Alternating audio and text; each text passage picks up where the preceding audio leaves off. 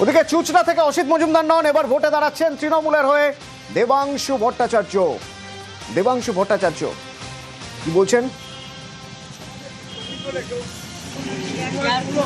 দেওয়াল লিখন শুরু হয়ে গেছে।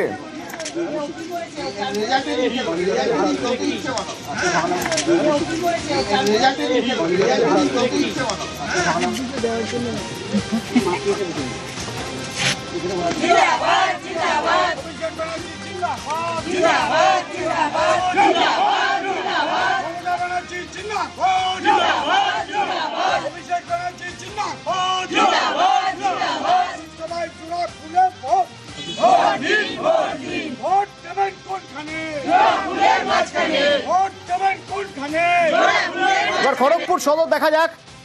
প্রদীপ সরকার প্রার্থী তালিকা প্রকাশের পর দেওয়াল লিখন। তৃণমূল কংগ্রেসের প্রার্থী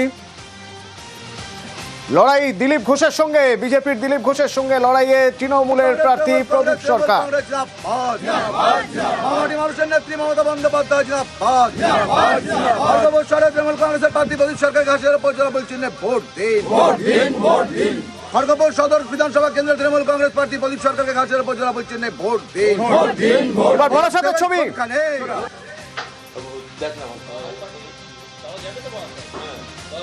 সব্যসাচী চক্রবর্তী বারাসাত থেকে এবার দাঁড়িয়েছেন ভোটে তৃণমূলের প্রার্থী। তার রিয়াকশন, তার প্রতিক্রিয়া একটু শুনবো।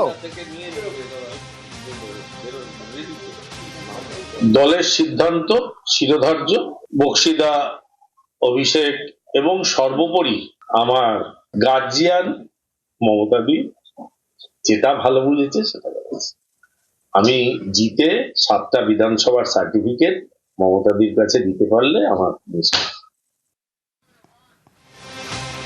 চট করে একবার দেখে নেওয়া যাক এখনো পর্যন্ত এই প্রার্থী তালিকা যে 291 জনের প্রার্থী তালিকা, সেই প্রার্থী তালিকার মুখগুলো একবার চট করে দেখে নেওয়া যাক কোথা থেকে কারা কারা তৃণমূলের প্রার্থী। মেখলিগঞ্জ পরেশ অধিকারী, নাটাবাড়ি থেকে শৈলেন বর্মন, সুমন কাঞ্জিলাল বিজেপি থেকে জিতে তৃণমূলে এসেছিলেন, এবার তৃণমূলের প্রার্থী আলিপুরদুয়ারের। মাদারিহাট থেকে জয়প্রকাশ টপ্প,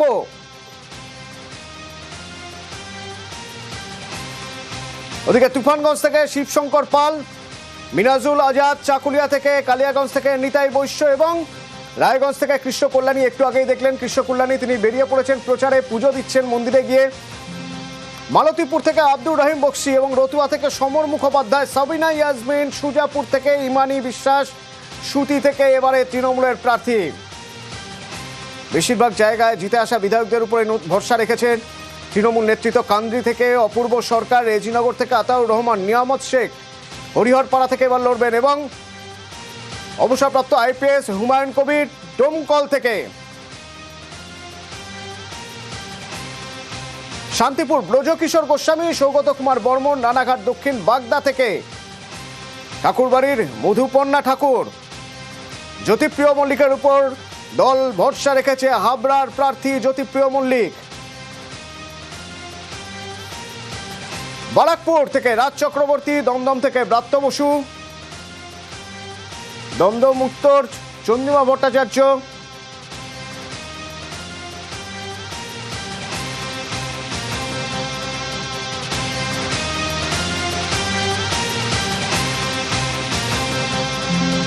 দেবাংশু ভট্টাচার্য। কিছুক্ষণ আগে আপনাদের বলছিলাম দেওয়াল লিখন শুরু হয়ে গেছে। প্রার্থী দেবাংশু ভট্টাচার্য আমাদের সঙ্গে ফোনে এই মুহূর্তে রয়েছেন। দেবাংশু, কেমন লাগছে আপনার প্রতিক্রিয়া জানতে চাইবো, প্রাথমিক প্রতিক্রিয়া। লড়াই কঠিন, সেই লড়াইয়ে আপনি নেমে পড়েছেন। না দেখুন, প্রথম কথা আমি প্রত্যেককে নিউজ 18 বাংলার সকল দর্শককে, বাংলার সকল মানুষকে আমি আমার প্রণাম জানাই।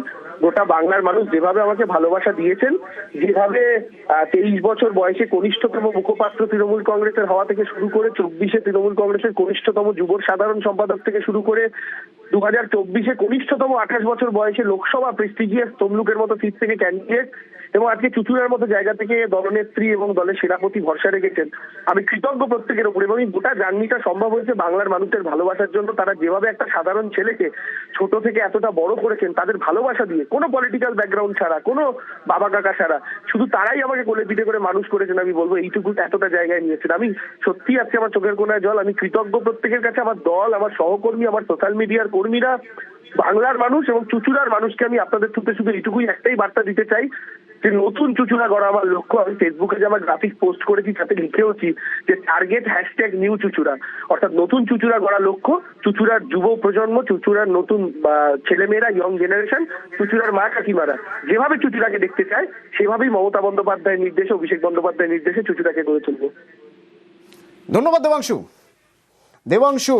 দেবাংশু ভট্টাচার্য আমাদের সঙ্গে ছিলেন এবং দেবাংশু ভট্টাচার্য খুব কম সময় তার হাতে নতুন চুচুড়া গড়ার ডাক দিচ্ছেন।